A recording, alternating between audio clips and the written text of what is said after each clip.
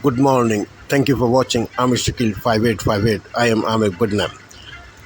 I am thankful to all news resources and my team. Following are the news which have been reported by American, European, Asian, African, Canadian channels and news agencies AFP, AP, and Reuters. Now the headlines. A multi-billionaire dollar settlement for NCAA. Abortion tablets are now controlled tablets in Louisiana. Myanmar bloody civil war. Government is losing to rebels. UN top court ordered Israel to stop operation in Rafah, Gaza. Israel refused the order. An American missionary couple shot dead in Haiti. Papua New Guinea landslide, 100 people killed. Uvalde, Texas mass shooting victims sued multiple companies. Defense Secretary Austin Powell is in medical surgery. Filmmaker Morgan Spurlock died.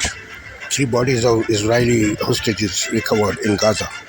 Palestinian supporters, university officials, and Congress. French president says the insurrection movement is going on in New Caledonia. Border workers strike in Canada. Tornadoes, storms, rain, weather conditions in USA. France called for reconciliation between Bosnia and Herzegovina.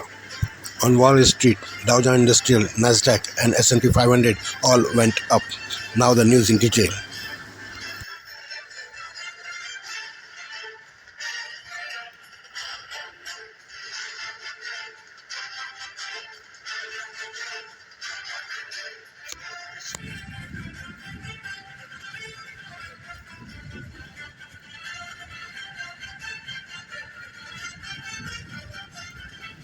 Tonight, severe storms slowing record holiday travel. 2 U.S. missionaries shot and killed in Haiti. And the seismic shift in college sports, the NCAA agrees to pay student athletes. First, that severe weather heading into the Memorial Day weekend. Possible tornadoes, damaging winds, and large hail from Texas to Illinois. The flood threat from Washington, D.C. to Philadelphia, New York to Boston. Thousands of flights delayed. The TSA bracing for what could be the busiest travel day ever. 45 million Americans expected to drive or fly over the holiday. Trevor Ault standing by. The chilling headline in Haiti. 2 American missionaries, a husband and wife, shot and killed by gang members in Port-au-Prince. Their murders coming after President Biden and the President of Kenya pledged support for a new UN-backed police force in Haiti. Selena Wang with the President of Kenya. Breaking news concerning Defense Secretary Lloyd Austin. The Pentagon revealing he's undergoing a medical procedure today, transferring his duties to a deputy. It comes months after he was secretly hospitalized for complications from prostate cancer. Not even President Biden had been told. The American father sentenced for bringing ammunition into Turks and Caicos. He was facing a possible 12-year prison sentence. What a judge decided instead, and what this signals to 4 other Americans facing similar charges. Israeli troops recovering the bodies of 3 more hostages killed during the October 7th terror attack. Israel believes about 100 hostages are still being held in Gaza. This as the UN International Court orders Israel to immediately stop its military operation in Rafah, Brit Planet in Tel Aviv tonight. Here in the U.S., a landmark decision in college sports. For the first time ever, the NCAA agreed to pay student athletes for playing. The documentary filmmaker behind the movie Super Size Me dying after his private battle with cancer. And America Strong tonight, the pilot and pioneer, the first black woman to fly in the U.S. Air Force, celebrating her final flight. You've got the best deals on delicious food. Order now.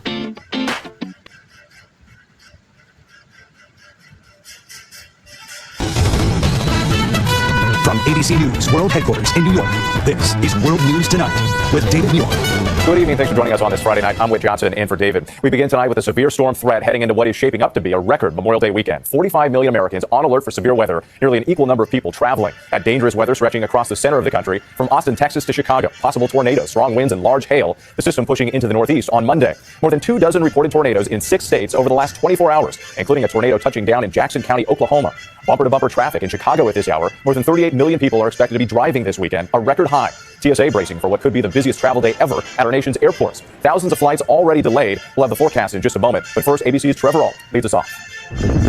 Tonight, severe weather once again threatening the plans of millions of travelers trying to get away for the holiday. The past 24 hours, a relentless stretch of more than 300 storm reports from Texas to Maine, including more than 24 reported tornadoes. This monstrous multi-vortex EF2 spotted southwest of Oklahoma City with winds of 120 miles an hour. But the threatening weather is not stopping people from packing airports coast to coast. Were you expecting all the travelers here today? Not at 6 in the morning, I wasn't. So there are lines here at Newark, but they're really moving them through. In fact, TSA says yesterday they screened nearly 2.9 million people at their checkpoints. That makes it their second busiest day ever. And United Director of Operations John Wygant says today is expected to be their busiest day ever. We've been planning for it for months. Yeah. We've known it's going to happen, and praying for good weather. Also praying for good weather, the 38.4 million people on the roads for their holiday trip. With storms targeting major cities tonight, tomorrow, and Sunday, and a flood threat for the Northeast Monday, millions will be keeping their eyes on the sky. And with the worst of the congestion should be just about over for today, but you can expect some serious backup with those millions of drivers basically all afternoon, Saturday, Sunday, and Monday. Whit. All right, we'll brace for that, Trevor. Thank you. Let's get right to WABC meteorologist Jeff Smith. And Jeff, those severe storms will be on the move through Memorial Day. Unfortunately, yet another multi-day severe weather outbreak on the way. Starting tonight, we have severe thunderstorm watches in effect right now through 10 p.m. Central from northeastern Texas up through parts of Illinois. The big concern is what's going to be happening 24 hours from now. Tomorrow evening, a moderate risk issued by the SPC. You never like to see that red shading on the map. Violent tornadoes possible in places like Oklahoma City, Tulsa, and Wichita, and that threat will head off to the east into parts of the Ohio Valley during the day on Sunday. Not only violent tornadoes, could be hail in excess of 4 inches in diameter. The severe threat not as high by the time this reaches the East Coast, but the flooding threat could be high just north and west of New York City. Right? Jeff Smith, it's great to have you tonight. We appreciate it. We move on now to the horrific attack in Haiti. 2 American missionaries shot and killed by gang members in Port-au-Prince. Their murders coming after President Biden and the President of Kenya pledged support for a plan to send a UN-backed police force to Haiti. Here's ABC's Selena Wang. Tonight, a deadly attack on American missionaries in Haiti's capital. Oklahoma-based Missions in Haiti says 23-year-old Davy Lloyd and his wife, 21-year-old Natalie, were ambushed and killed along with the group's Haitian director. The founder of the charity says he was on the phone with his son Davy and daughter-in-law for hours as the horror unfolded. He's like, "Oh, Dad, I gotta go because there's a bunch more guys coming in the yard." The group holed up in the house, pleading for help, while the gang shot all the windows out of the house. Missions in Haiti unable to get them a police evacuation or to negotiate with the gang before losing contact. He just wanted to take that revenge out on my son and daughter-in-law and shoot, from what I can tell. Natalie Lloyd's father, Missouri State Representative Ben Baker, saying in a Facebook post, "My heart is broken in 1,000 pieces. I've never felt this kind of pain." This latest ambush coming just hours after President Biden hosted Kenya's president at the White House, saying the U.S. will lend support to a Kenyan-led security mission in Haiti. This is a crisis. It's able to be dealt with. Late today, we asked Kenya's President William Ruto about the 1,000 police officers heading to Haiti. A group of missionaries, including Americans, were killed in Haiti last night by gangs. Can the Kenyan forces stop that kind of violence? Yes. We believe we have what it takes. I think we have the best chance to deal with the gangs and to secure Haiti once and for all. And with more than 1,300 Americans have been evacuated from Haiti ever since that country has been gripped by gang violence. But a U.S. official says that several hundred Americans still remain. Now, Davy Lloyd's father tells us that his son was devoted to his work and that he's wanted to be a missionary in Haiti ever since he was a child. Whit. Selena Wang for us tonight. Thank you. Now to the news breaking late today about the health of Defense Secretary Lloyd Austin. The Pentagon revealing he's undergoing another medical procedure. Let's get right to ABC senior national correspondent Terry Moran. And Terry, this all comes after a previous health scare that he kept secret. It does. With tonight, the Pentagon is telling us that Secretary Austin will undergo an elective and non-invasive procedure at the Walter Reed Medical Center. This is a follow-up to the bladder issue that put him in the hospital back in January following prostate cancer surgery. Secretary Austin has determined that since he will not be able to perform his duties during the procedure, he will temporarily turn over those responsibilities to Deputy Defense Secretary Kathleen Hicks. President Biden and Congress have been notified of this transfer of authority this time. Of course, as you mentioned, last time they weren't informed, not even President Biden. And that secrecy drew widespread criticism. Secretary Austin ultimately apologizing to the president and the country for his lack of transparency. And one more note, the Pentagon telling us tonight with that Secretary Austin's cancer prognosis remains, quote, excellent. An encouraging note there. All right, Terry Moran, thank you. Now to the American father sentenced for bringing ammunition into Turks and Caicos. He was facing a possible 12 years in prison. Instead, he's now returning home after paying a fine. Tonight, what this could mean for the other Americans facing similar charges. Here's ABC's Matt Rivers. Tonight, Brian Hagerich headed home to Pennsylvania as a free man, racing through the airport in Turks and Caicos on his way to finally see his 2 children after spending 101 days on the islands, where he faced a possible 12-year prison sentence for having ammo in his luggage. We're on the airplane. A relieved Hagerich and his wife Ashley earlier today, after a judge gave him a suspended 52-week sentence and a $6,700 fine, allowing him to go free. It's the best day. God is so good. Yes, all of our prayers have been answered. Hagerich had pleaded guilty, saying he'd forgotten the ammo was in the bag when he went on vacation back in February. Still, the crime carried a minimum of 12 years in prison due to a strict new amendment to the island's firearms law. But the judge today finding exceptional circumstances in his case and determining that sentence to be unjust and disproportionate to the crime committed. Tonight, Hagerich and his wife say they will continue to advocate for the other 4 Americans accused of similar charges. We've set the precedent today. My work, our work is not done until all of them get home. Now our family, we love them and we can't wait till they're reunited with their families. We're all in this together. Now the big question, what happens to the other cases and sentences involving the other 4 Americans charged with similar things in Turks and Caicos? Does this ruling set a precedent? Meanwhile, the Turks and Caicos government saying that justice has been served in this case as the law intended. Matt Rivers, thank you. Now to more breaking news tonight. Louisiana's governor signing a controversial bill reclassifying 2 abortion pills as controlled and dangerous substances. Opponents say the new classification will make it harder to prescribe the pills, but supporters say it will protect pregnant women from coerced abortions. Possessing the drugs without a prescription could lead to possible jail time. Now to a groundbreaking moment sure to redefine college sports. For the first time ever, the NCAA agreeing to allow schools to directly pay student athletes for playing. Here's ABC's Stephanie Ramos. Tonight, for the first time, the NCAA agreeing to let student athletes get paid for playing, reaching a landmark revenue-sharing deal with the 5 largest athletic conferences that could profoundly change the college sports landscape. Under the proposed agreement, Division I athletes could receive payments as early as next year, with the NCAA allocating roughly $20 million annually for schools to distribute among athletes. It also includes a $2.8 billion settlement in damages open to any Division I athlete who played as far back as 2016 to be paid out over the next decade. It was just in 2021 that the NCAA first allowed athletes to earn money by selling their name, image, and likeness rights to advertisers. The biggest college sports for a number of years has been pretending like these are amateurs. The people that run the NCAA have tried to pretend it was something else, and today it finally caught up to them. This proposed agreement still needs to be approved by a federal judge in California. Yeah, still a lot of questions about what this means going forward. Stephanie, thank you. Tonight, Israeli troops have recovered the bodies of 3 more hostages from Gaza. The victims killed during the October 7th terror attack. Israel believes about 100 living hostages are still being held in Gaza. This comes as the UN International Court ordered Israel today to immediately stop its military operation in Rafah. ABC's Britt Clement reports from Tel Aviv. Tonight, the IDF announcing it conducted a nighttime raid to recover the bodies of 3 hostages taken by Hamas on October 7th. Special forces acting on Israeli intelligence to locate the bodies of Michelle Nissenbaum, Orion Hernandez Radu, and Hernan Yablonka. Israeli officials say all 3 were killed during the attack, their bodies then taken to Gaza. It comes as the top UN court today ordered Israel to immediately cease all military operations in Rafah, citing imminent danger to civilians. The court is not convinced that the evacuation efforts and related measures that Israel affirms to have undertaken are sufficient. Strikes reported in Rafah today as that UN court met. Israeli Prime Minister Benjamin Netanyahu's government today flatly rejecting that court ruling, saying in a statement Israel has not and will not carry out military activity in the Rafah area that creates conditions that could lead to the destruction of the Palestinian civilian population. With despite its ruling, that UN court has no real way to enforce its order, instead having to rely on governments using tools like targeted sanctions or arms embargoes. Britt Clement in Tel Aviv tonight. Thank you. Today we learned documentary filmmaker Morgan Spurlock has died following a private battle with cancer. The director was best known for his movie Super Size Me, consuming only fast food from McDonald's for 30 days. He also made headlines opening up about his personal battles. Here's ABC's Steve Osunsami. Is fast food really that bad for you? I mean, what would happen if I ate nothing but McDonald's for 30 days straight? He's the award-winning documentary filmmaker who spent much of his career helping Americans live healthier and longer. But tonight, the family of Morgan Spurlock is announcing that cancer has tragically cut his life short, and that he died in New York surrounded by friends and loved ones. He's best known for his classic, tongue-in-cheek, in the 2004 film Super Size Me. Oh, yes, I would. Where he gained more than 20 pounds after a 30-day diet of fast food. You saw these numbers, right? These numbers are absolutely outrageous. The film was celebrated as a wake-up call to worldwide consumers of burgers and french fries. He was nominated for an Oscar, and at the same time, fast food chains started removing supersized portions from their menus. He helped to get fast food consumers noticing the power of words like crispy. Fried is kind of gone from the fast food vernacular. Everything's crispy because it doesn't sound bad for you. Fried's bad, but crispy's nice. It's kind of crunchy. In 2019, he spoke to Nightline as he was opening a new chicken chain about getting sober, dealing with manic depression, and taking accountability for past sexual misconduct that nearly derailed his own career. He even shared how he settled a case with a former assistant. I'm excited to see who this filmmaker is now that comes out of this process versus the one that was there before. His family says that some of his films still play in health classes in high schools across the country. Morgan Spurlock was 53 years old. Steve Osunsami, our thanks to you tonight. A somber day in Uvalde, Texas, the community marking 2 years since the deadly mass shooting at Robb Elementary School. Families are spending the day at the cemetery and gathering with others, paying tribute to the 19 children and 2 teachers killed that day. President Biden sending a letter to the community, hoping they find comfort and reflecting on the memories of the victims, and saying more must be done to prevent mass shootings in America.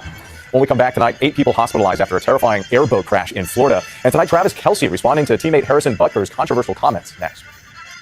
Next tonight, at least 8 people were injured following an airboat crash in Kissimmee, Florida. Authorities say 10 people were on the boat when it hit a sandbar. All the crew and passengers have been accounted for. The U.S. Coast Guard is now investigating. When we come back, Travis Kelce reacting to his teammates' controversial commencement address, and an aviation trailblazer takes her final flight.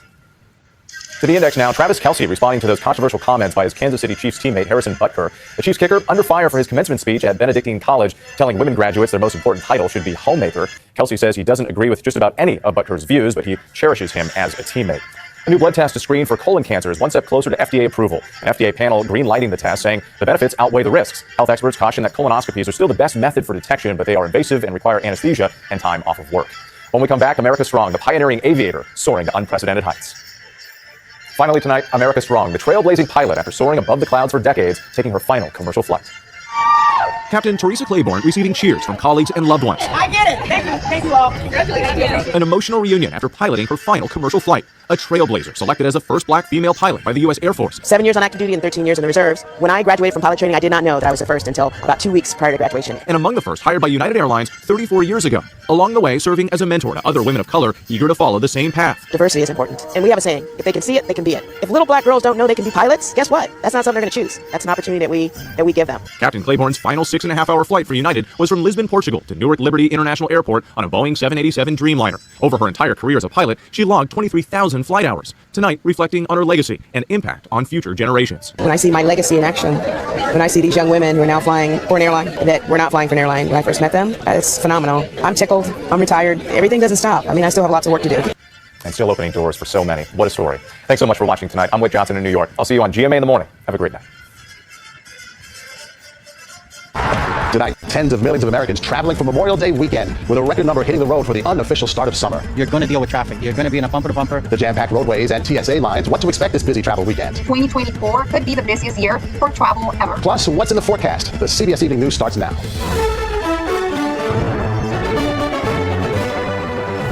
Traffic traffic jams, flight delays, and severe weather. The Memorial Day travel rush is off to anything but a smooth start tonight. Good evening, and thank you for being with us. I'm Maurice Dubois in for Nora. Nearly 44 million Americans are heading out of town by road and by air, and they are having their patience tested for two reasons. First, there's a near record-breaking number of travelers. The TSA says today could be the busiest day ever for passenger screenings. And then there are the widespread storms, thunder, heavy rain, and strong winds from the Great Plains and the Midwest to as far south as Georgia, all complicating the holiday getaway. We have team coverage of the weather and travel, and CBS's Chris Van Cleve will start us off. Major gridlock on an LA freeway halting the Memorial Day getaway. Shut down for 3 hours during a police standoff. And those pulling into LAX just found another traffic jam. Brake lights outside. Look at this line. And these long lines inside. And it wasn't just Los Angeles. TSA line was probably the longest I've ever seen it at Cincinnati. Thursday, the TSA reported its second busiest day ever, screening just shy of 2.9 million, with even more expected today. TSA Administrator David Pekoski. Just banking a little bit more time. In addition to being patient, be kind to other passengers.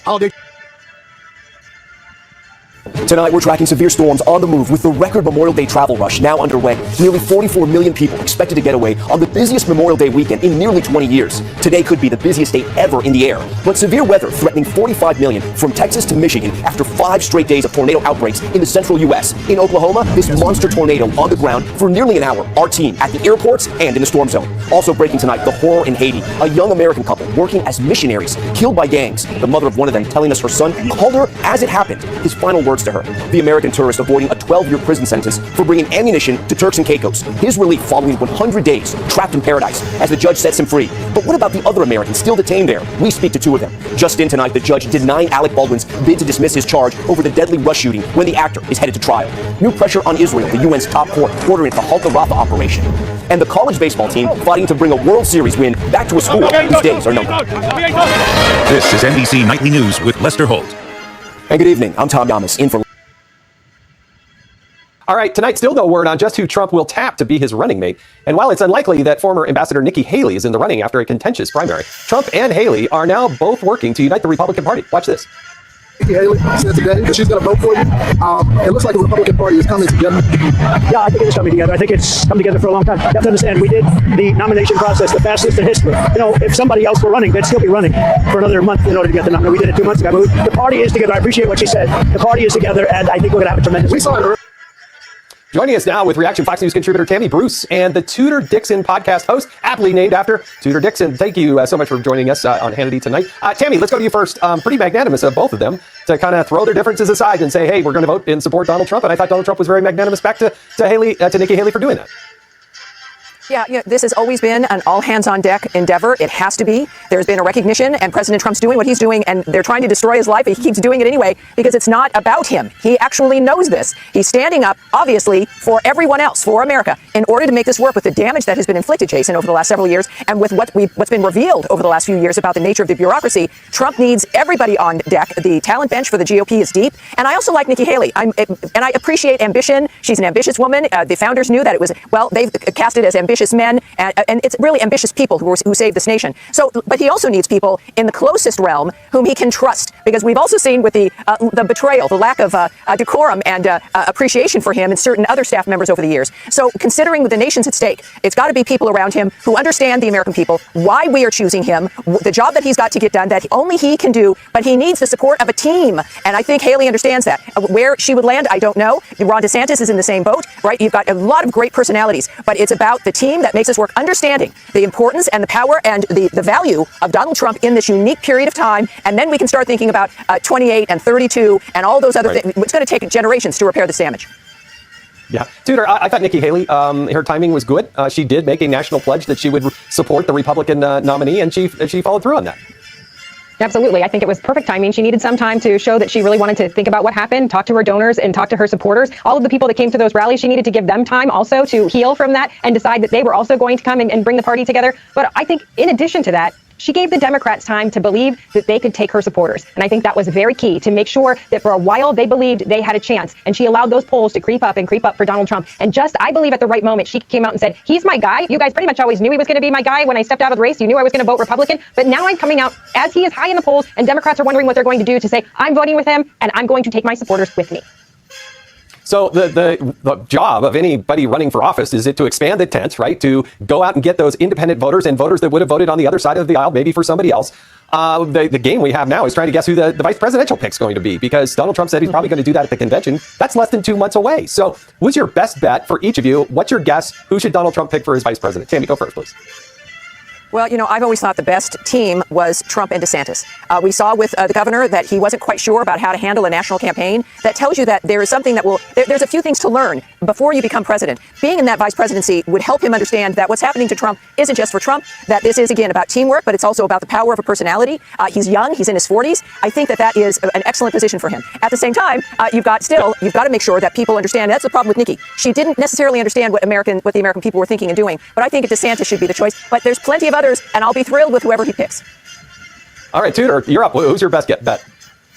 I agree. I actually don't think that it's that important. I think the people that he is looking at right now, the lists that have been leaked, if they are accurate, all of those people would make a great vice president and would be able to step into that position if need be. They would be a fabulous pair, but Donald Trump doesn't need to come out with a vice presidential pick to get for him. People are coming out for Donald Trump. So as much as we talk about the vice presidency, it's really about him, and no one is going to help him or hurt him. He's going to carry that person through.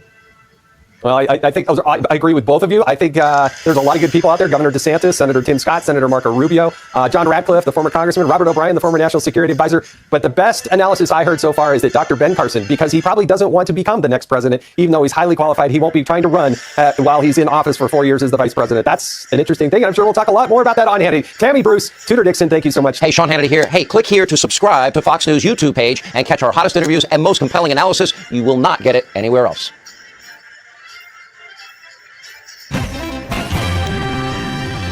Good evening, I'm Jeff Bennett. And I'm Amna Nawaz. On the NewsHour tonight, a multi-billion-dollar settlement could compensate former NCAA players and allow current college athletes to be paid.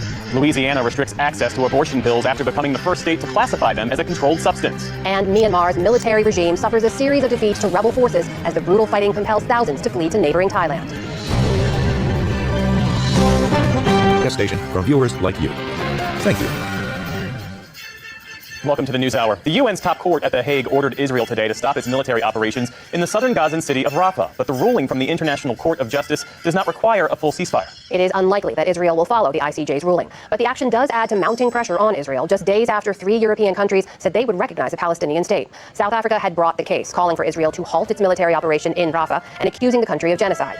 Israel's government today called those charges false, outrageous, and morally repugnant. In its ruling, the court expressed doubt that Israel is doing all it can to minimize civilian harm and deaths. The court is not convinced that the evacuation efforts and related measures that Israel affirms to have undertaken. Hamas leaders welcomed the ICJ's decision and called for the UN Security Council to enforce the ruling. The Israeli army said it recovered the bodies of 3 more hostages during an overnight military operation in the northern Gazan city of Jabalia. Officials say that Hanan Yavlonka, Michelle Nissenbaum, and Orion Hernandez were killed during the October 7th Hamas attack and their bodies taken to Gaza. Israel says some 100 hostages remain captive in Gaza, along with at least 39 that are presumed dead. 17 bodies have been recovered so far. An American missionary couple were shot and killed by gang members last night in Haiti's capital. A third victim, Jude Montes, who worked with the couple, also died in the attack in northern Port-au-Prince. The 2 missionaries were a young married couple, Davy and Natalie Lloyd. That's according to a Facebook post from Natalie's father, Missouri State Representative Ben Baker. A police official and the religious group said the religious group where the 3 worked say they were leaving a local church when they were attacked. More than 100 people in Papua New Guinea are feared dead after a massive landslide overnight. It happened in a remote village nearly 400 miles northwest of the island's capital of Port Moresby. The side of a mountain reportedly collapsed around 3 a.m. Video today showed more of it giving way. A community leader said the entire village was flattened and hundreds are missing under the debris. People they cannot cry or they cannot do anything because it's difficult for them because such situation has never happened in history. We are seeking assistance from the people around here because people are right now, they're speechless. The country's prime minister is sending disaster officials to help the area to help in the relief and recovery effort. The Australian government has also offered to help. Families of 19 victims of the Uvalde school shooting are suing 3 companies that they said played a role in the gunman's actions. They are Instagram parent Meta Platforms, plus the maker of the Call of Duty video game, and the gun company that made the weapon used in the shooting. A lawyer for the families said that, quote, this 3-headed monster knowingly exposed him to the weapon, conditioned him to see it as a tool to solve his problems, and trained him to use it. The lawsuit comes 2 years to the day since a teenage gunman burst into Robb Elementary School, killing 19 fourth graders and 2 teachers. 2 high-ranking Democratic senators are calling on Justice Samuel Alito to recuse himself in cases related to the 2020 election. This comes after a pair of New York Times reports about 2 instances when flags carried by January 6 rioters were flown outside his properties. In a letter to Chief Justice John Roberts, the senator said that by displaying the flags, Alito, quote, created reasonable doubt about his impartiality and his ability to fairly discharge his duties in cases related to the 2020 presidential election and January 6 attack on the Capitol. U.S. Defense Secretary Lloyd Austin is undergoing a medical procedure this evening and will temporarily hand over power to his deputy. The Pentagon says he's still dealing with bladder issues that arose in December following his treatment for prostate cancer. In a statement, Press Secretary Pat Ryder said the procedure is elective and minimally invasive and is, quote, not related to his cancer diagnosis. The 70-year-old sparked a political uproar in January after it was revealed he had failed to disclose his initial cancer diagnosis. On Wall Street today, stocks ended the week on steady footing after sharp declines on Thursday. The Dow Jones Industrial Average eked out a gain of just 4 points to close at 39,069 points. The Nasdaq ended the week on a new record, gaining 184 points, and the S&P 500 added 36. And a passing of note. Documentary filmmaker Morgan Spurlock has died from complications of cancer in New York. Spurlock was best known for his Oscar-nominated 2004 film Super Size Me. As part of that movie, he ate McDonald's for 30 straight days to highlight the effects of fast food on the body. His career veered off course during the height of the Me Too movement when he revealed his own history of sexual misconduct. Morgan Spurlock was 53 years old. Still to come on the NewsHour, David Brooks and Jonathan Capehart weigh in on the week's political headlines. The airline industry efforts to secure enough sustainable fuel to power a carbon-neutral future. And a look at why the Great British Pub has become an endangered establishment. This is the PBS NewsHour from WET. White actresses in yellow face got top billing. That's tomorrow in PBS News Weekend. And that's the NewsHour for tonight. I'm Jeff Bennett. And I'm Amna Nawaz. On behalf of the entire NewsHour team, thank you for joining us. This news is funded by viewers like you. Please support our work at democracynow.org/give. Welcome to Democracy Now!, democracynow.org, The War and Peace Report. I'm Amy Goodman. In central Gaza, generators at Al-Aqsa Hospital and Deir al-Balah have reportedly gone out as the hospital warns there's no fuel left to power generators, and without electricity, quote, all patients will be condemned to death, unquote. On Thursday, Al-Aqsa Hospital treated dozens of Palestinians injured in an Israeli shelling on a welfare ministry site. 12 people were killed in that attack. Most of the bodies were burnt. More than 30 wounded arrived at this hospital. This in a few hours will not be functioning because of the lack of fuel for the generator. Al-Aqsa Martyrs Hospital is the only one hospital that is functioning in central Gaza. In the Jabalia refugee camp in northern Gaza, the last two hospitals still treating patients remain under a days-long Israeli siege. This comes as the Israeli military says the bodies of 3 hostages were recovered in the refugee camp. They're believed to have been killed in the October 7th attack, then brought into Gaza. In the south, Israeli ground forces continue to advance in Rafah, which has now been decimated despite once being designated as a safe area. The UN warns over 900,000 Gazans, nearly half the population, has been forcibly displaced in the past few weeks and do not have access to shelter, food, water, and other essentials. In diplomatic news, the Agence France-Presse reports CIA chief William Burns is headed to Paris in hopes of reviving ceasefire talks. Meanwhile, the International Court of Justice is expected to rule shortly on South Africa's request to order a halt to Israel's assault on Rafah. A House panel held another hearing Thursday on student Palestinian solidarity protests with the heads of Northwestern University, Rutgers, and the University of California, Los Angeles. While Republican lawmakers again sought to amplify alleged anti-Semitism on campuses, Minnesota Congressmember Ilhan Omar questioned UCLA Chancellor Gene Block on failing to protect his students when a violent pro-Israeli mob, many of them outsiders, attacked peaceful protesters.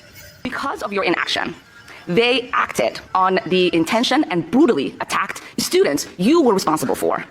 This happened in front of your eyes, on your campus, and it was live streamed for the whole world to see. So I would like to know, if you are truly committed to keeping your students safe, how did you fail these students at many critical points where you could have intervened? So thank you for the question, but I'm sorry, but I reject the premise. These students. How do you reject the premise? Are these pictures lying? Are these pictures, are any of these people in jail? The mob attacked the pro-Palestinian students at the encampment with metal bars and 2x4s. We'll have more on this hearing after headlines with Northwestern professor Steve Thrasher.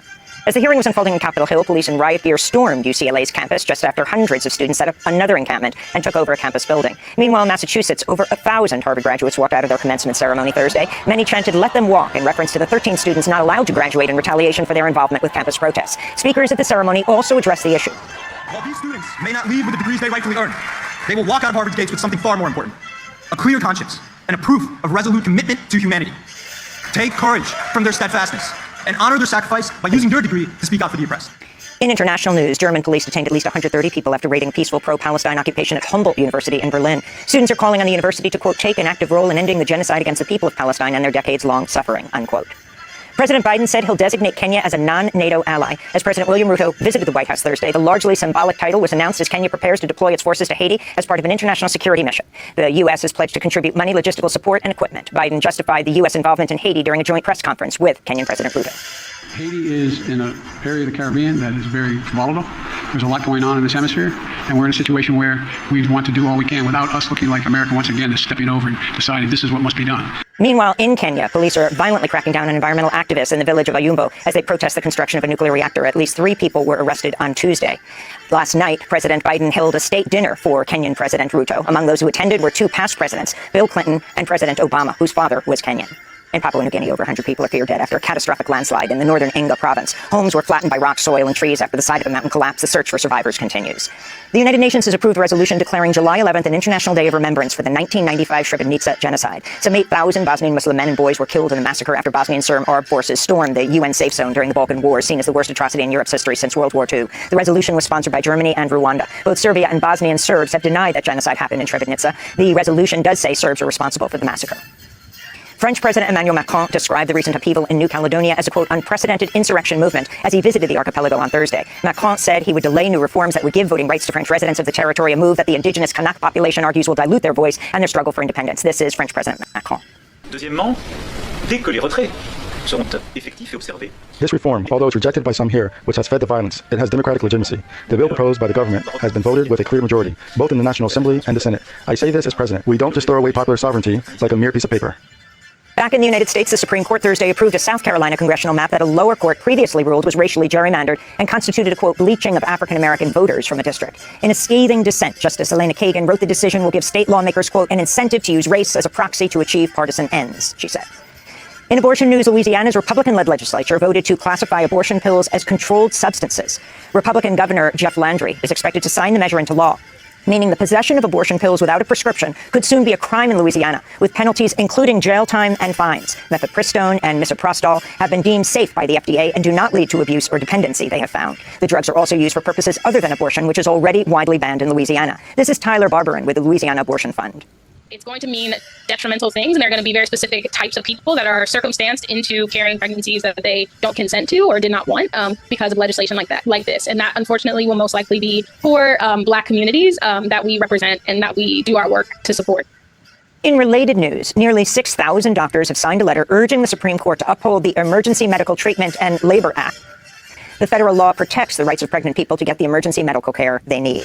The National Collegiate Athletic Association and the 5 most powerful athletic conferences agreed to an historic $2.8 billion settlement, paving the way for college athletes to be directly compensated for the first time ever. The deal, which must still be approved by a judge, would provide back pay to athletes as well as allow colleges to pay their players up to $20 million going forward.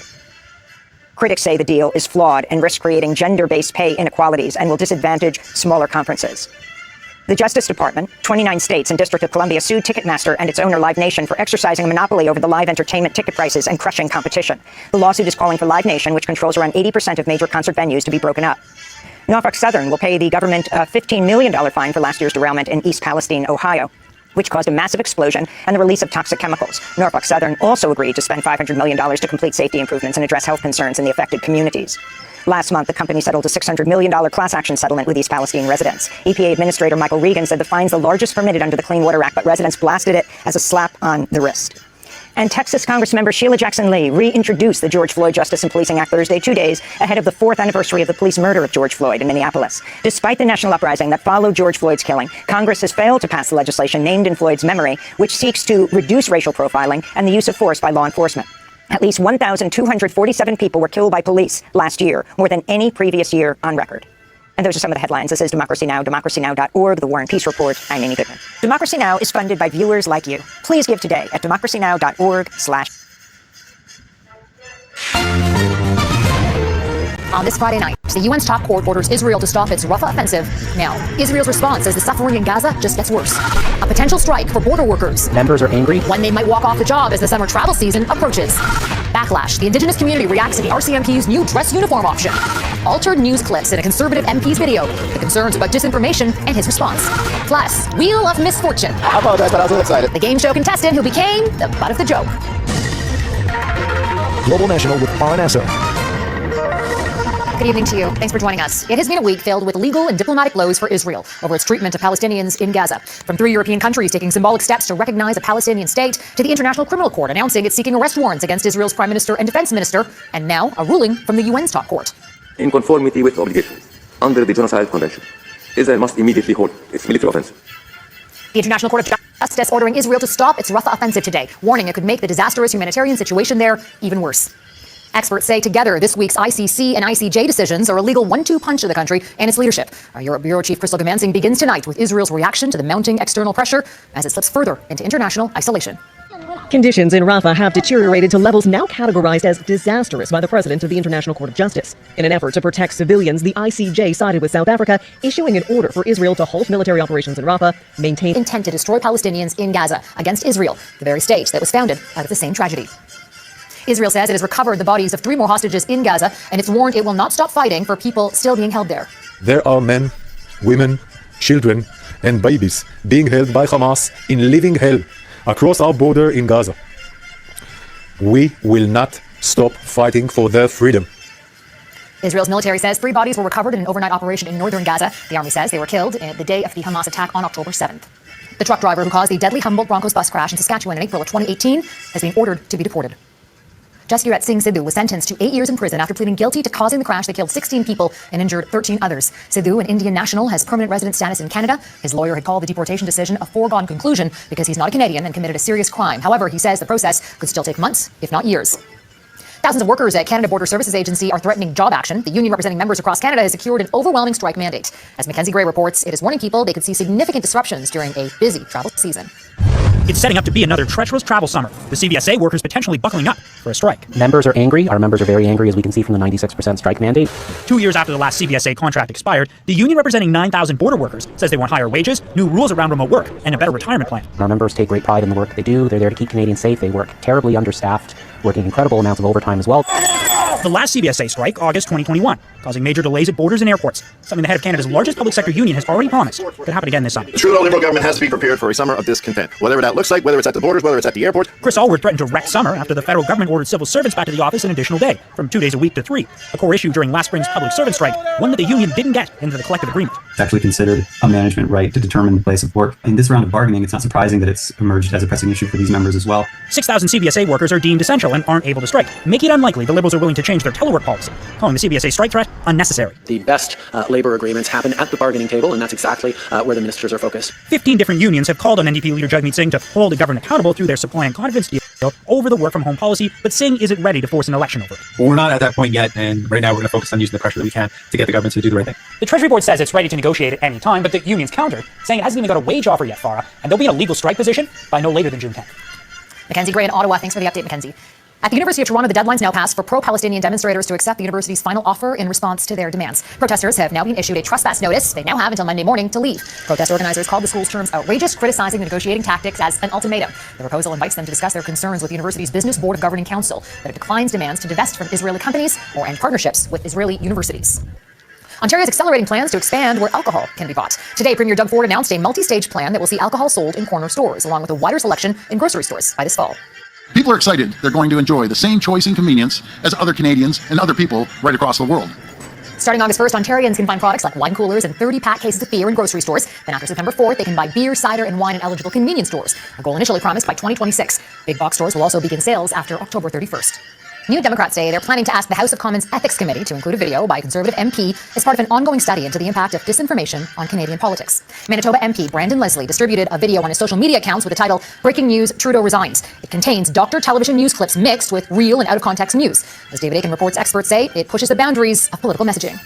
This video never aired on CTV News Channel, and this video never aired on CBC News. The scenes are a fiction created for Conservative Member of Parliament Brandon Leslie. Over the coming weeks, the Liberal Laurentian elites, they choose their next leader. They were part of a 4-minute video Leslie released criticizing Justin Trudeau's record in office, and that's fair game. But experts say the technique he used to do that, mixing real footage from newscasts by Global, CBC, and CTV with out-of-context news and what amounts to fake news, is a problem. It's obviously taking the work that journalists do and using the model and the formats that journalists use to try to spread things that aren't true. This is the first instance of this sort of content that I've seen produced or published by a member of Parliament in Canada. I've not seen anything like this before. It's pushing the boundaries. Leslie shrugged off concerns that the doctored images might be mistaken for real news. I don't think anybody thinks that I'm the guy that's going to break the news that the Prime Minister has resigned. I think Canadians are very smart. New Democrats take a different view. It ought to be absolutely unacceptable, and there should be an ethical consensus amongst parties that we will not partake in this type of misinformation and disinformation. Matthew Green is a member of the House of Commons Ethics Committee, which is currently studying political disinformation and misinformation. I would call on this MP to delete it and apologize. As for the broadcasters, CTV said it was concerned about misuse of its logos and branding, while CBC said it has detected a, quote, alarming trend of false ads and news stories. Barr. David Aiken in Ottawa. Thank you, David. A change to the RCMP dress code sparks anger. Coming up, the reaction of the addition of Indigenous ribbon skirts.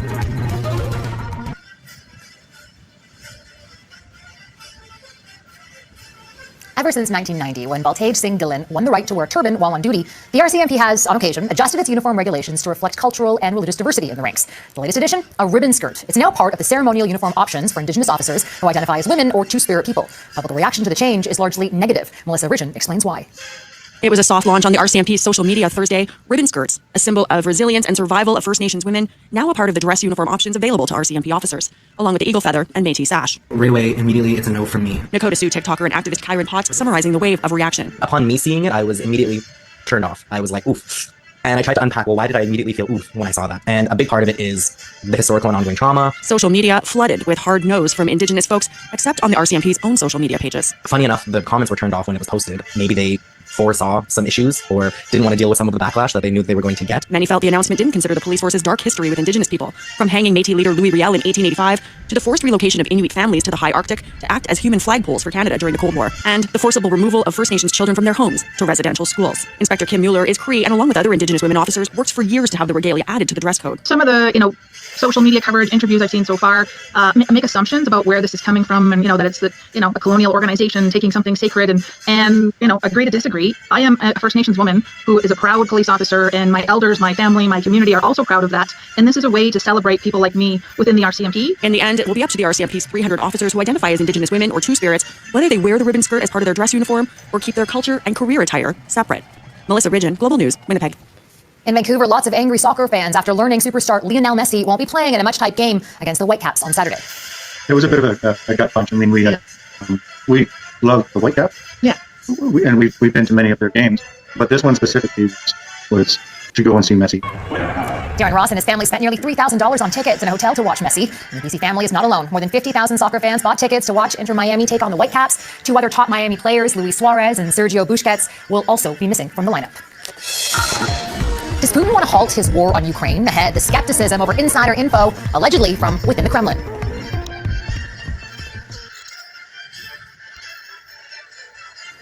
To Russia's war with Ukraine. Transparency is not something you would expect from the Kremlin, but tonight, four anonymous sources, apparently close to Russian President Vladimir Putin, say he is willing to end his war if Russia is allowed to keep the territories it now controls in Ukraine.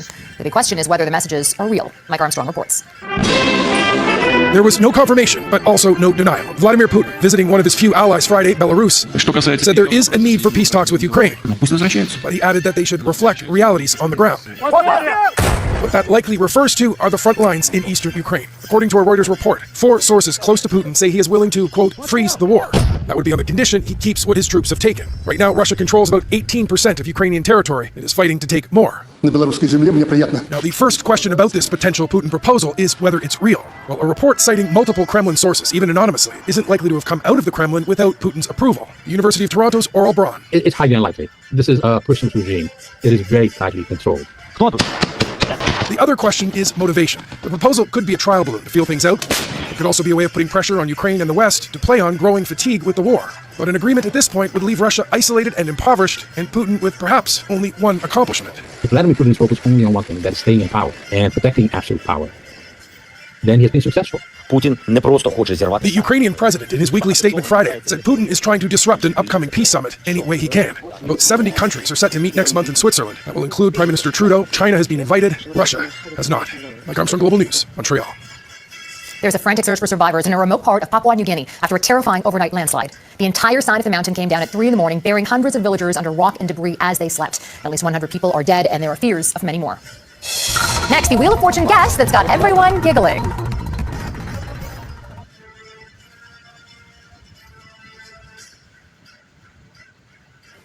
Sad news today for dog and internet meme lovers alike. Kabosu, the face of the popular online Doge meme, has died. The female Shiba Inu's owner says Kabosu fell into deep sleep and quietly passed away in her owner's arms. She was suffering from cancer and liver disease. Kabosu was adopted in 2008 from a puppy mill, then in 2010 she hit stardom online when this photo of her expression went viral. It led to a constant stream of goofy internet memes over the last 14 years. Kabosu was 18 years old. You never know what might go viral, but an answer on Wheel of Fortune last night had all the right tidbits to trend. Not only was it wildly wrong, it was also a little bit lewd, Mike Turley explains. Morris, right in the butt. What? Look at his face. He knew right away that he messed up. The real answer is, of course, family friendly. This is the best. Come on, game shows are designed for these moments. Where else would you yell something like this? Neck and grandma! Neck, huh? Do you ever feel bad for them? No, because No, because my job is to entertain, and I hope I want the message. If that makes Ontario-based comedian Timmy Boyle a bad person, well, then he's a bad person, just like the rest of us. Because when he's hosting his own game show experience, unpredictability is his fuel. Oh, you also hit her in the nose with the mic. That was pretty impressive. Nothing is ever scripted or expected. The Raunchy Ladies Only Church group was a surprise, as were the 10-year-old murder enthusiasts. The kids were like, you gotta clean up the blood. I'm like, wow, like these kids know about murders. Like, that's a red flag right now, I think. This is a little concerning. Concerning? Sure, but who's to say what will happen under the big lights? You can talk into it, now it works. No, I can't!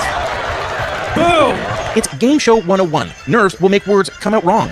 Mythological hero HLS. And the pressure, obviously, can be overwhelming. Name something a doctor might pull out of a person. Darcy. A gerbil. So yeah, laugh it up. At least it's them and not us, right?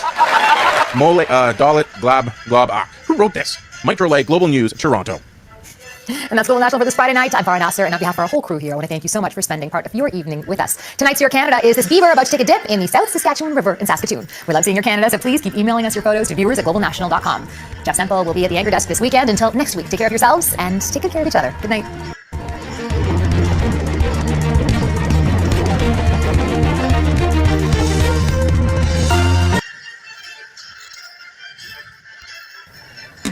Today, 3 dead after a shooting at a home in Perth's West. A man dies after a fire rips through an Adelaide home. The UN's top court orders Israel to end its Rafah offensive. And Sydney turns the lights back on for the city's annual Vivid Festival. Hello and welcome to ABC News. I'm Ruby Cornish. WA police say a third person has died after a shooting in Perth's western suburbs. Reporter Blake Kagi has more from the scene. It was around 4:30 yesterday afternoon when police were first called after reports of gunshots at a home here on Berkeley Crescent in Floreat in Perth's western suburbs. 2 people were found dead at the scene, and St John Ambulance rushed another person, a woman, to Royal Perth Hospital, and it has since been revealed police have confirmed that that woman has also died, taking the total number of deaths from this incident to 3. Now, police were very quick yesterday to emphasise that the incident had been contained, meaning there is no further threat to the public or people in the area. And our neighbours and residents spoke to the ABC about hearing loud noises and about their shock that something like this had happened in their area. Maybe 3 shots, although it may well have been banging on the tin roof or something like that. That was the sound. When I drove home, I came down that street, and the police were more or less outside my house, and I was thinking, wow, he's in my house. It's a bit shocking, and like we know our neighbours, they're good people. And Blake police are still there this morning. What are they doing? Yes, well, part of Berkeley Crescent behind me remains closed as police continue their investigations. We are expecting an update from police, a media conference sometime later this morning, local time. But yesterday, it's fair to say there was a bigger something like this, a shooting with 3 dead has happened in their area. Blake Kagi reporting there. Meanwhile, 1 person has been killed and another seriously injured in a house fire in Adelaide South. Reporter Anisha Pilarizzetti reports from Hackham West.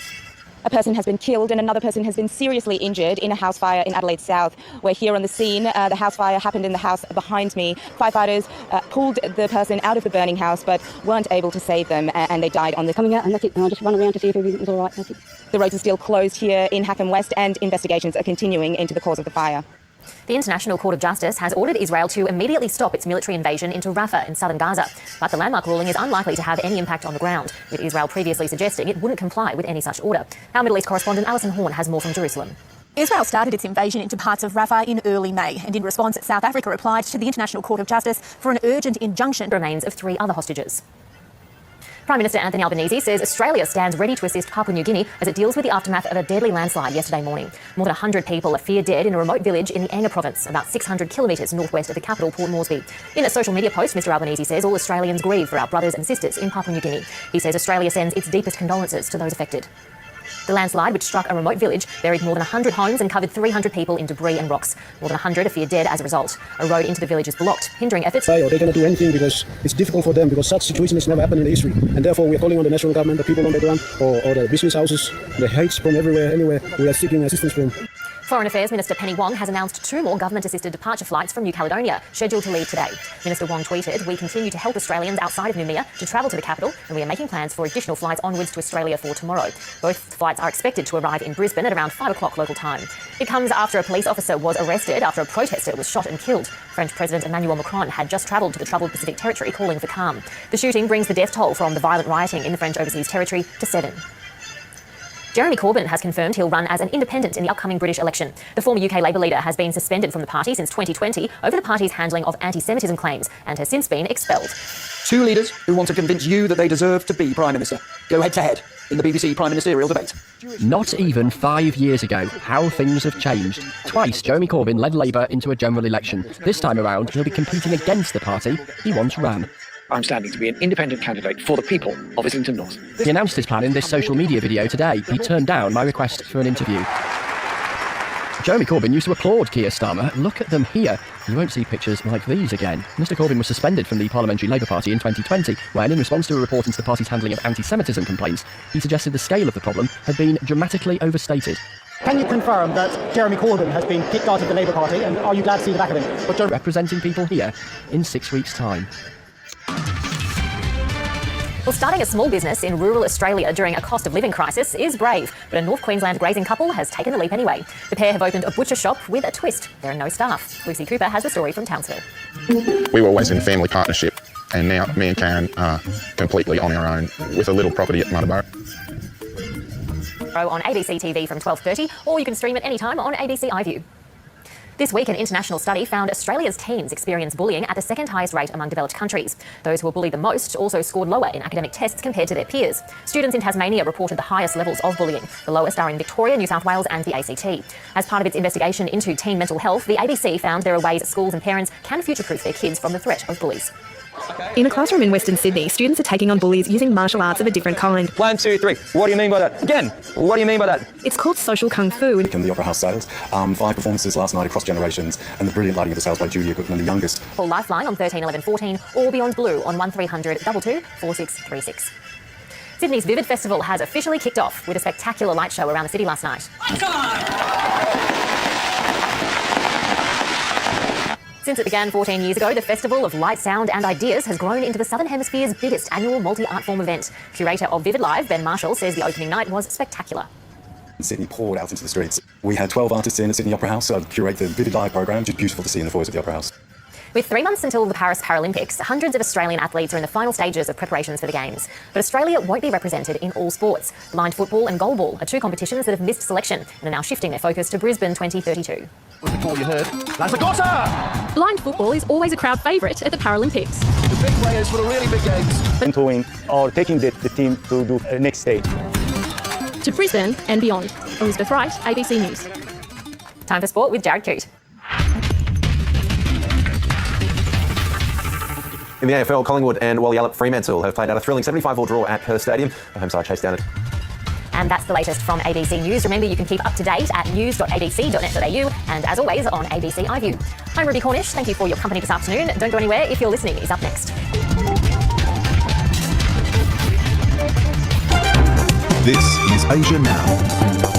It's 11 a.m. in Singapore and Hong Kong, 8:30 New Delhi and 10 o'clock in Jakarta. I'm Milakya Silveraji. Headlines this hour. India's 6-week-long election resumes today for the nation's 6th and penultimate phase of voting. People in New Delhi heading to the polls amid a severe heat wave. The temperature is expected to exceed 40 degrees Celsius in the capital. South Asia's vote is under an intense heat. At least 11 people have died of suspected heat-related causes in India and Pakistan. Schools have been shut early for the summer break in both countries amid the rising temperatures. The United Nations' top court orders Israel to immediately stop its assault on the southern Gaza city of Rafah. The International Court of Justice also describing the humanitarian situation in Rafah as disastrous as it called for Israel to reopen the city's border crossing.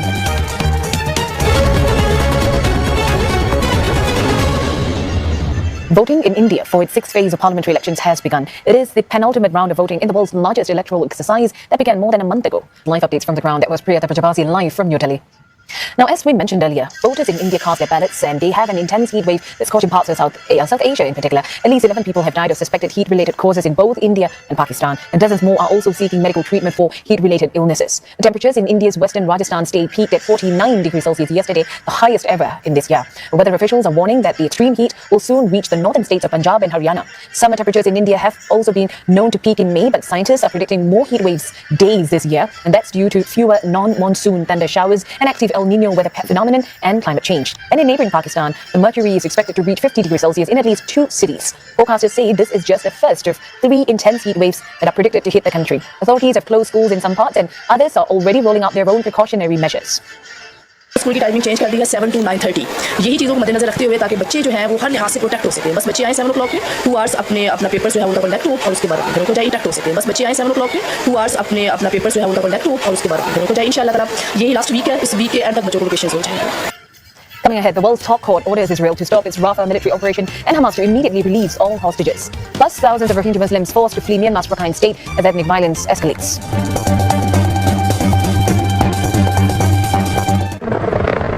This is the Philippine Nuclear Power Plant Unit 1. Asia's energy needs are looking at the next frontier. These uranium pellets, they are very sensitive of having their operations exposed. I never experienced danger in any of my previous shoot before. They were known for the cartel, drug lord, kidnapping. There was so much unknowns. Walk the line behind the scenes tonight on CNA.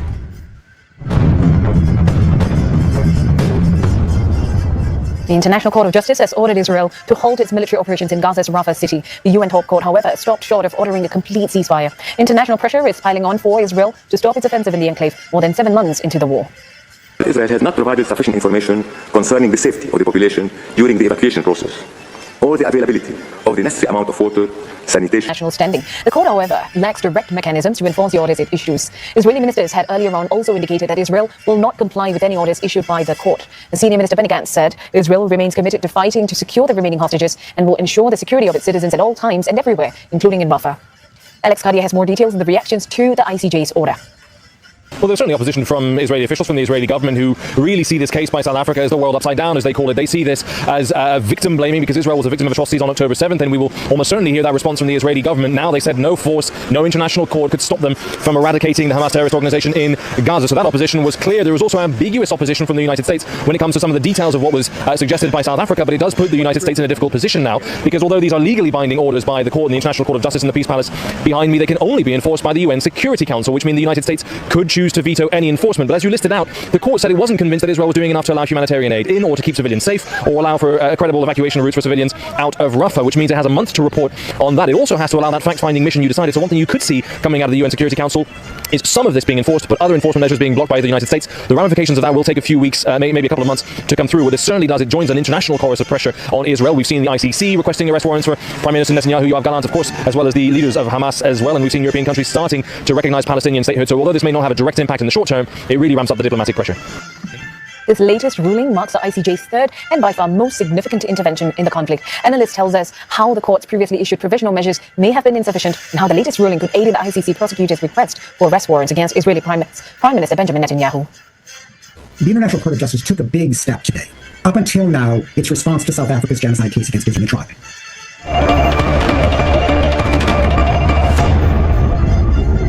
Well, the UN has warned of escalating violence in Myanmar's Rakhine state as an ethnic armed group battles military forces. The UN says it has received serious reports of Rohingya civilians being killed and their property being razed to the ground. It added that around 45,000 Rohingya have already been forced to flee the violence. We see clear and present risks of a serious expansion of violence as the battle for neighbouring Mungdod town has begun, where the military maintains outposts and where a large Rohingya community lives, including hundreds of displaced Rohingya who moved to the town from villages seeking safety. In this appalling situation, civilians are once more victimised, killed, their properties destroyed and looted, their demands for safety and security ignored, and they are again forced to flee their homes in a recurring nightmare of suffering. The ethnic Rakhine army has been battling military forces with its objective to deliver more autonomy to the ethnic Rakhine population. The organization began attacking ruling junta forces last November, ending a loose ceasefire that has been largely held since a military coup in 2021. The European Union and the US, together with a host of other countries, have also voiced alarm at the worsening conflict. They also urge nations to stop sending military supplies, including aviation fuel, to Myanmar. While the UN's human rights chief Volker Turk has urged neighboring countries, including Bangladesh, to host Rohingya refugees. The Rohingya have faced persecution in the Buddhist majority country for decades. A military-led crackdown in 2017 forced more than 700,000 of them into refugee camps in Bangladesh's border district of Cox's Bazar. Ahead on Asia Now, investigators recover data from the flight recorders of the turbulence hit Singapore Airlines' plane.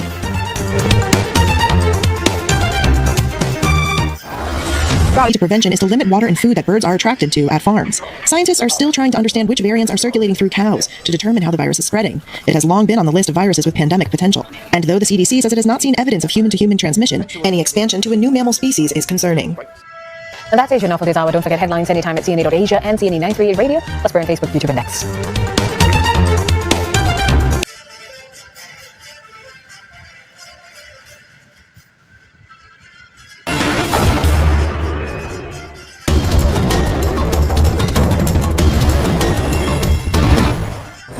Artificial intelligence reigned supreme at this 8th edition of VivaTech. For 4 days, Europe's largest trade show dedicated to new technologies welcomed jewels of global innovation to Porte de Versailles in Paris.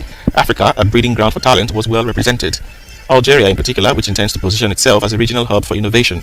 We need an elite capable of adopting and mastering these technologies so that we can keep up with the times and be at the cutting edge. We aspire to be the hub of innovation not only in Africa but also in the Mediterranean. Today, 1 out of every 3 startups founded in Algeria is by an entrepreneur based abroad. So we have a brain drain in the opposite direction, and we're proud to be reversing the trend. Fintech, green tech, e-commerce. The emergence of artificial intelligence is opening up new opportunities for Africa. Francois Bitouzé, managing director of Vivatech, believes in the emergence of new unicorns on the continent. Today, tech is going to speak your language, whereas before it was you who had to adapt to tech. And what's interesting is that it is reshuffling the deck, particularly the balance between countries, because access to artificial intelligence doesn't cost very much. Continents such as Europe and Africa, which are lagging behind the United States and China, for example, can once again make the most of their opportunities. And really, in Africa today, there's talent, there's structure, there's demand, and that's what we're trying to promote. Vivatech is a veritable gas pedal for African startups which are honored each year at the Africa Tech Awards. Today's winners include Thalia Psychotherapy, which uses artificial intelligence to make mental well-being accessible and affordable. For Thalia, it would be an opportunity for us to develop our website, which is something we are working on. So with this award, we hope that we'll be able to develop it and even offer it such that even Africans who are working in diaspora may be able to easily access mental health services. A total of 37 African countries were represented at this edition of Vivatech, demonstrating the richness and dynamism of this ecosystem. Africa is more than ever the continent to watch when it comes to digital innovation. President Joe Biden on Thursday praised Kenya's William Ruto for his leadership as the White House marked the first state visit to the United States by an African leader in more than 15 years, one that comes as Nairobi government is sending police to Haiti to help quell gang violence in the Caribbean nation. We're going to supply logistics, intelligence, and equipment. Matter of fact, some equipment has already arrived. And Kenya is stepping up with police, and other countries plan to do as well. The United States is going to support the collective effort here. And of course, Kenya won't be going alone. We're working with Congress to provide $300 million to MSS mission and additional $60 million for equipment assistance. And we've received and are continuing to bring major contributions from other partners in as well. President Ruto and I agree that Haitian people deserve better. They deserve peace and security. The 1,000 Kenyan officers preparing to deploy to Haiti will be part of a multinational force backed by $300 million and U.S. support, but not American troops. Kenya's participation in Haiti is not so much about what happened in the past. It's about what we believe in, the peace and security of humanity. And we don't find that the U.S. is committing Kenya, because the U.S. cannot commit Kenya. I am the president of Kenya. It's me to make that decision. And it's the people of Kenya to commit their own troops using their own structures. We've gone through the processes in Kenya. Parliament has approved. We have a clear mandate. We have a clear framework. And it is us, the people of Kenya, who made this decision in the interest of serving peace and stability as a responsible global citizen, and understanding that insecurity, instability anywhere is insecurity and instability everywhere. The IT mission will also include support from Bahamas, Barbados, Benin, Chad, and Bangladesh.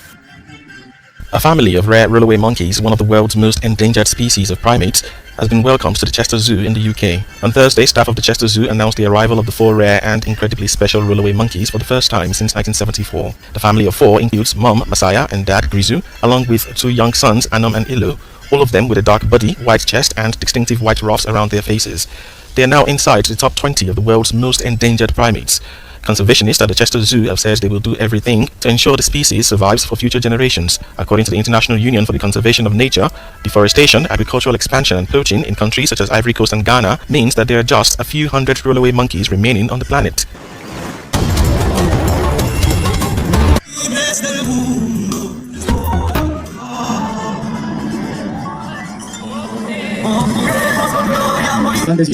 Todavía el presupuesto de las universidades, por lo menos la de la UBA.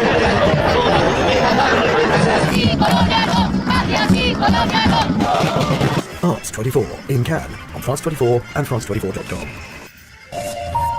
Hello and welcome to Daybreak here on France 24. We'll be with you until 10 a.m. Paris time. Here are this morning's main news headlines.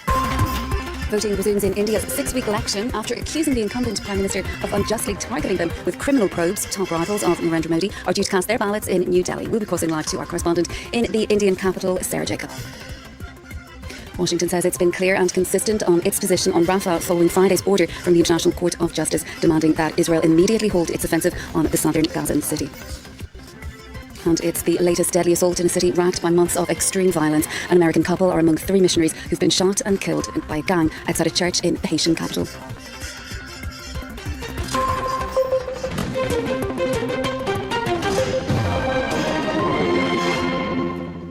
good to have you with us. Well, first to India, where voting is resuming in the country's 6-week election. Opponents of the incumbent Prime Minister Narendra Modi are among those due to cast their ballots in the capital, New Delhi, after accusing him of unjustly targeting them with criminal probes. Well, turnout has so far been down several percentage points from the last national poll back in 2019, with analysts blaming widespread expectations of a Modi victory, as well as hotter than average temperatures heading into the Indian summer. Delhi and surrounding states have been under a heat wave alert this week. Well, for more, let's cross live now to our correspondent in New Delhi. Sarah Jacob is standing by for us this morning. Sarah, great to have you with us. Firstly, some 400 seats have already been decided as part of this election. So what exactly is the significance of New Delhi?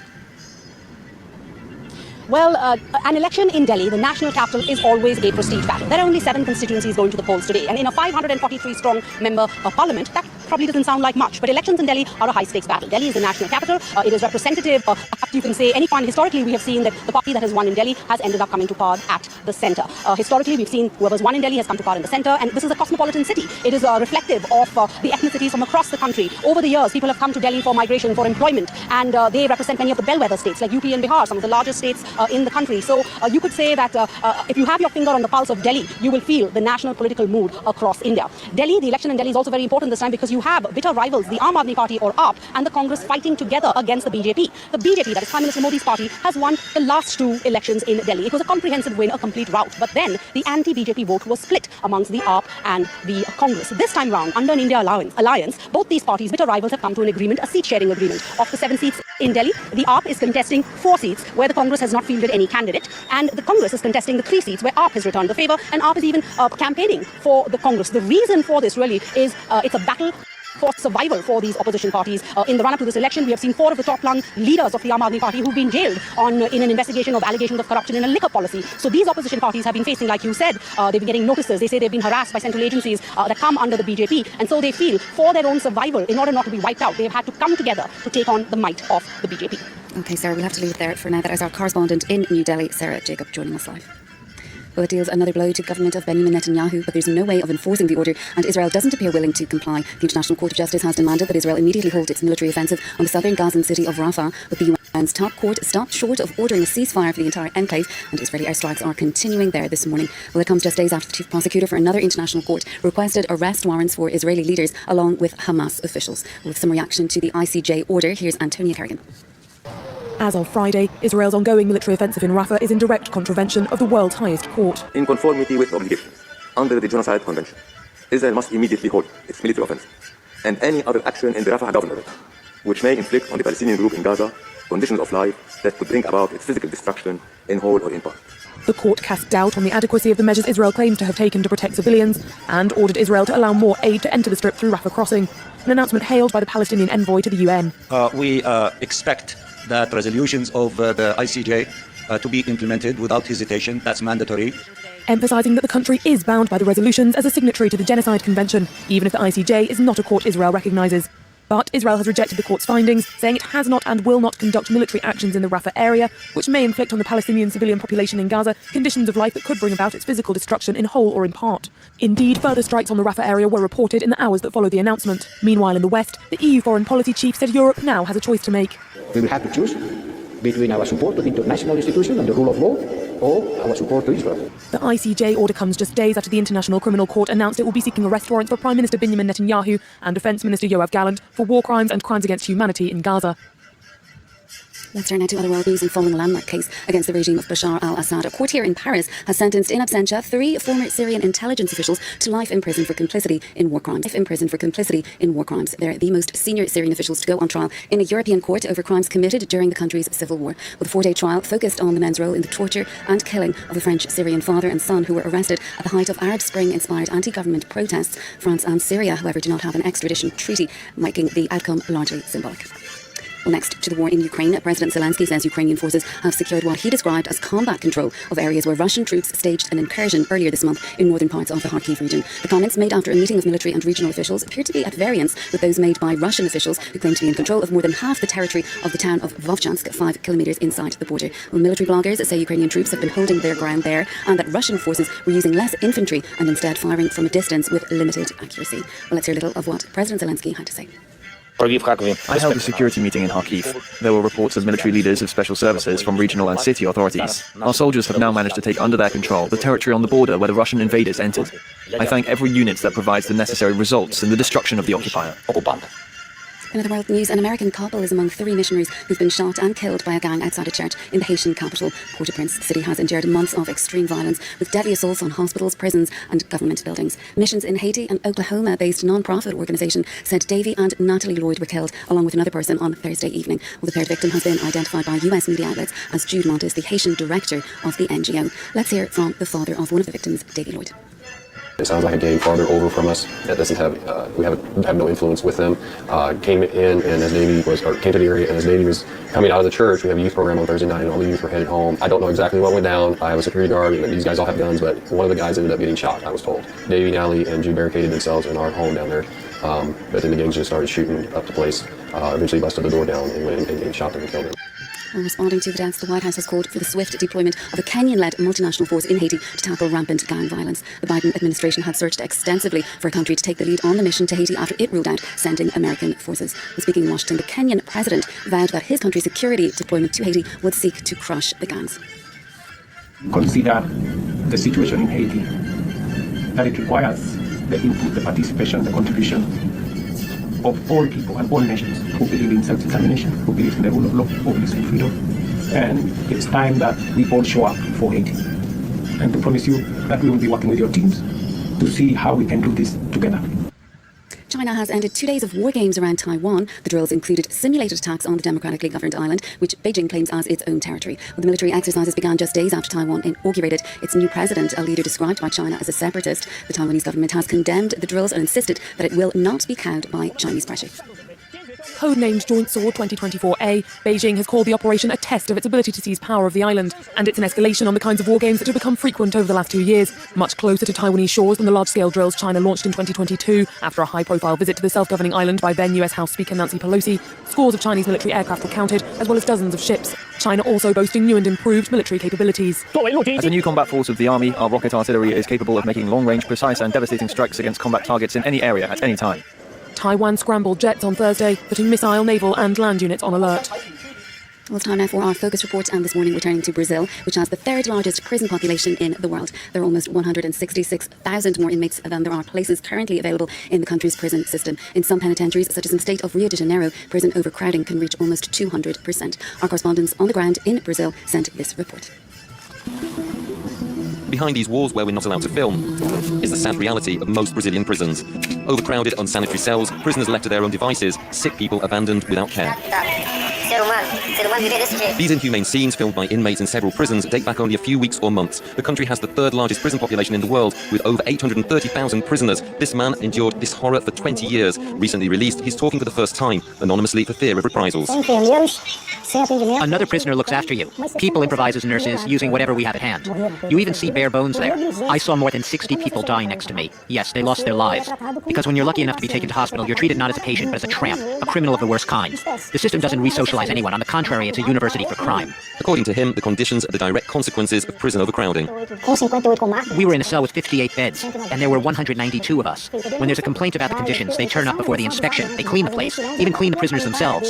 They paint the prison, the sick are sent to hospitals so that the inspectors don't see them in that state. In Brazil, most prisons are run by the state governments, and Rios are among the most overcrowded in the country. Many complaints have been filed against the state by human rights associations and families.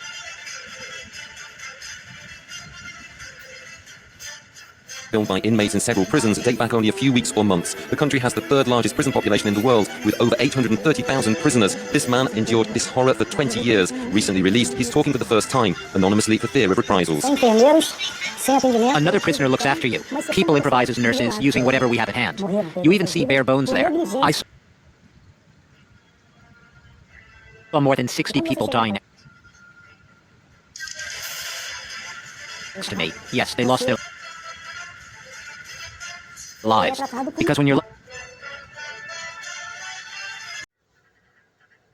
60 people die next to me. Yes, they lost their lives. Because when you're lucky enough to be taken to hospital, you're treated not as a patient, but as a tramp, a criminal of the worst kind. The system doesn't re-socialize anyone. On the contrary, it's a university for crime. According to him, the conditions are the direct consequences of prison overcrowding. We were in a cell with 58 beds, and there were 192 of us. When there's a complaint about the conditions, they turn up before the inspection. They clean the place, even clean the prisoners themselves. They paint the prison, the sick are sent to hospital so that the inspectors don't see them in that state. In Brazil, most prisons are run by the state governments, and Rios are among the most overcrowded in the country. Many complaints have been filed against the state by human rights associations and families like Donna Norma's. I'm going to bring him some bread. He's already won a battle. The Brazilian Constitutional Council has just launched a major project called Just Punishment, promoting alternatives to imprisonment and better conditions for prisoners. Well, that is it from us for now. Do stay with us, though, for more world news here on France 24.